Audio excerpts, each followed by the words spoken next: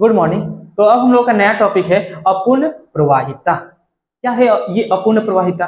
तो अभी तक हम लोग जितना भी पढ़े हैं मेंडल का नियम में कि मेंडल क्या कर रहे थे, एक लंबा पौधा ले रहे थे और एक बौना पौधा ले रहे थे, दोनों का क्रॉस करवा रहे थे। उसमें एक लक्षण दिखाई दे रहा था और एक लक्षण छिप जा रहा था।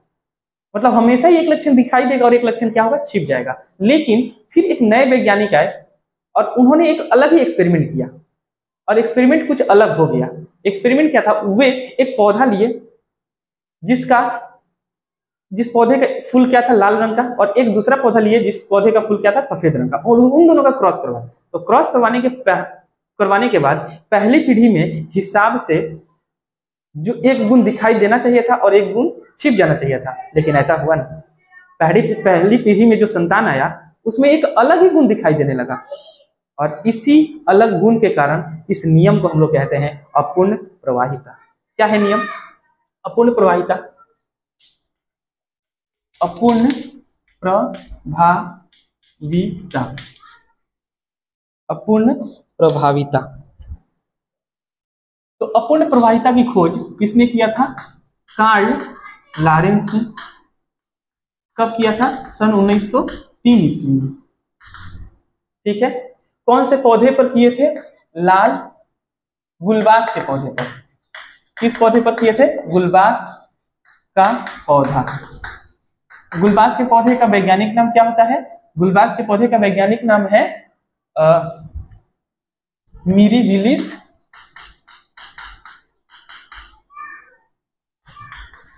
जल्पा। वैज्ञानिक नाम क्या होता है? मिरीबिलिस जल्पा। तो ये क्या किए, दो गो गुलबास लिए, एक लिए लाल गुलबास और एक लिए सफेद गुलबास। ठीक है।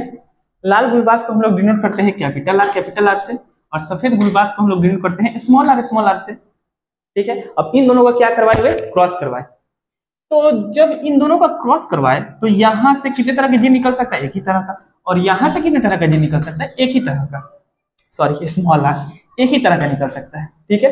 अब ये दोनों जब मिलेगा तो क्या बनेगा? Capital R small R.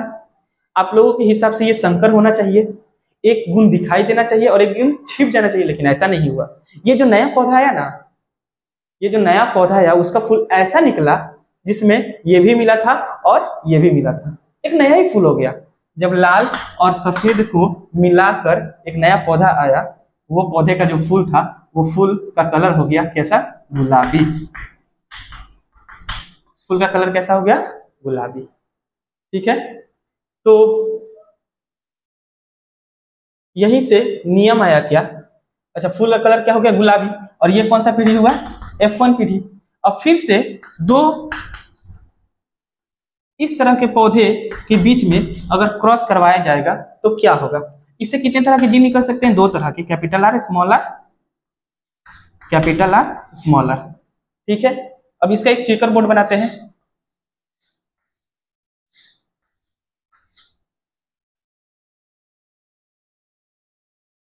ठीक है। ये यहां पर capital R small R, capital R small R, ये आर आर मिलेगा तो आर आर, ये आर आर मिलेगा तो आर स्मॉल आर, ये और ये मिलेगा तो आर आर, ये और ये मिलेगा तो आर आर। ठीक है। यहां पर हम लोग क्या निकाले जाए? यहां पर निकाला जाए जीनोटाइप। पहले जीनोटाइप, यहां पर कितने तरह के जीन हैं? तो कैपिटल आर वाला एक जीन है। ठीक है।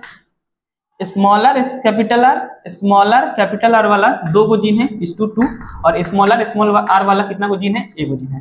तो 1:2:1।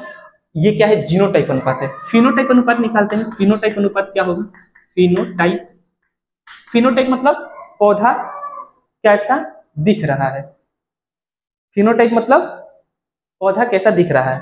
तो लाल रंग का एक पौधा 1:2, गुलाबी रंग का दो पौधा। देखिए कैपिटल आर स्मॉल आर को क्या बोलते हैं? गुलाबी ही बोलते हैं। तो दो पौधा, और स्मॉल आर कर एक पौधा। बदल गया जीनोटाइप फिनोटाइप रेशियो। अभी तक जितना भी जीनोटाइप फिनोटाइप रेशियो था वो क्या था, 1:2:1, और जीनोटाइप रेशियो 1:2:1 और फिनोटाइप रेशियो 3:1। लेकिन अपूर्ण प्रवाहिता में जीनोटाइप रेशियो और फिनोटाइप रेशियो क्या होता है, समान होता है। क्या होता है, 1:2:1, 1:2:1। अपूर्ण प्रवाहिता में ही जीनोटाइप फिनोटाइप रेशियो क्या होता है, समान होता है। किसको कहते हैं अपूर्ण प्रवाहिता, क्या नियम है, नियम लिखते हैं। जब दो परस्पर विरोधी लक्षण वाले पौधे के बीच में, जब दो परस्पर विरोधी लक्षण वाले पौधे के बीच क्या कराया जाए, संकरण कराया जाए। संकरण कराया जाए तो संकरण कराया जाए तो संतान में प्रभावी लक्षण, तो संतान में प्रभावी लक्षण भी दिखाई नहीं देता। प्रभावी लक्षण ही केवल दिखाई नहीं देता, बल्कि अप्रभावी और प्रभावी, बल्कि अप्रभावी और प्रभावी लक्षणों से युक्त संतान दिखाई देता